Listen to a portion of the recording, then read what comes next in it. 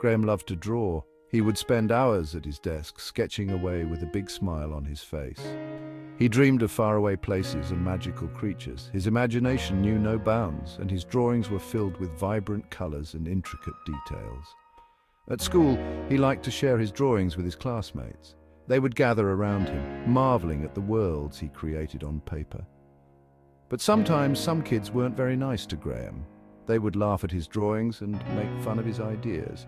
They made fun of him because he was bigger than the other kids. They would call him names and make jokes about his size, which made him feel very self-conscious. This made Graham feel sad. He would sit alone in the classroom, staring at his drawings and wondering why they couldn't see the beauty in them. He didn't understand why they were mean. He just wanted to share his passion with them. But instead, he was met with cruelty. Why are they so mean to me? What did I do wrong? One boy, in particular, was very mean to Graham. His name was Marcus. Marcus seemed to take pleasure in making Graham's life miserable. Marcus would call Graham names and make jokes about his weight. He would do it in front of everyone, making Graham feel humiliated. He would even sometimes bump into Graham in the hallway, making him drop his books.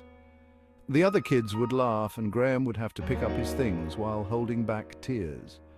Graham tried to ignore Marcus, but it was hard. The constant teasing and bullying wore him down, making it difficult to focus on anything else. Marcus's words hurt Graham's feelings deeply. He would go home and cry, wondering why Marcus hated him so much. I wish Marcus would just leave me alone. I just want to draw and be happy. One sunny afternoon during recess, Graham was sitting under the big oak tree, drawing a picture of a dragon. He was very proud of this dragon because it had shimmering scales and a friendly smile. The dragon's eyes sparkled with kindness, and its wings were spread wide as if ready to take flight. Graham couldn't wait to show it to his two best friends, Emma and Alex. They always appreciated his drawings and encouraged him to keep creating.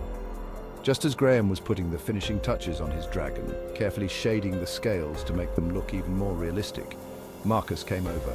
Without warning, Marcus snatched the drawing right out of Graham's hands, crumpling the edges slightly in the process. "What's this? A fat, ugly dragon just like you," Marcus sneered, his voice dripping with malice. Marcus and his friends burst into laughter, their cruel giggles echoing across the playground. Graham felt his face turn red with embarrassment and shame. He had worked so hard on that drawing, and now it was being ridiculed. He tried to hold back tears, but his eyes stung and his vision blurred. He didn't want to give Marcus the satisfaction of seeing him cry. All he wanted was for Marcus to give him back his drawing, the one he had poured his heart into.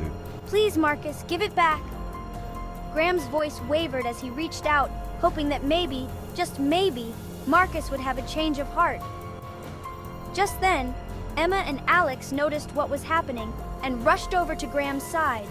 They stood up to Marcus, telling him that it wasn't right to take someone's drawing and make fun of them. Marcus hesitated for a moment, looking at the determined faces of Emma and Alex. Reluctantly, he handed the drawing back to Graham, who clutched it tightly, relieved to have it back. Emma and Alex comforted Graham, reminding him that his drawing was amazing and that Marcus's words didn't matter. With his friends by his side, Graham felt a little better. He knew that no matter what, he had people who cared about him and believed in his talent. Give it back, Marcus. It was Emma. She and Alex had seen what happened and came rushing over. Emma stood tall, her arms crossed, staring directly at Marcus. Alex, usually quiet and shy, stood beside Emma, his hands clenched into fists. Marcus looked taken aback. He didn't expect anyone to stand up to him. He mumbled something under his breath and tossed the drawing back to Graham. It landed on the ground with a thud. Without a word, Emma picked it up and gently handed it back to Graham. Don't listen to him, Graham. Your dragon is amazing. Thanks, Emma. After school, Emma, Alex, and Graham walked home together, their backpacks bouncing with each step. The sun was setting, casting a warm glow on the sidewalk.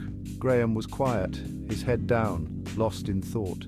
He couldn't shake off the hurtful words Marcus had said earlier that day. He was grateful for his friends, Emma and Alex, who always stood by him. But Marcus's words still stung, echoing in his mind. Emma and Alex exchanged worried glances. They wanted to cheer him up, to see him smile again. They knew they had to do something about Marcus. They couldn't let their friend feel this way. We need a plan, Emma said, her voice filled with determination. What if we talk to the teacher? Alex suggested, hoping for a quick solution. Maybe, but I don't want to be a tattletale, Graham replied, his voice tinged with hesitation. They brainstormed for a while, tossing around ideas. Each suggestion was met with a mix of hope and doubt. What if I just talk to Marcus? Graham finally said, breaking the silence. Emma and Alex looked at him in surprise. They hadn't expected Graham to suggest something so bold. Are you sure, Graham? Alex asked, his voice filled with concern. Yeah, do you think that will work? Emma added, her brow furrowed in worry. I don't know, but it's worth a try, Graham said, his voice steady. He knew it wouldn't be easy, but he had to try, for his friends and for himself.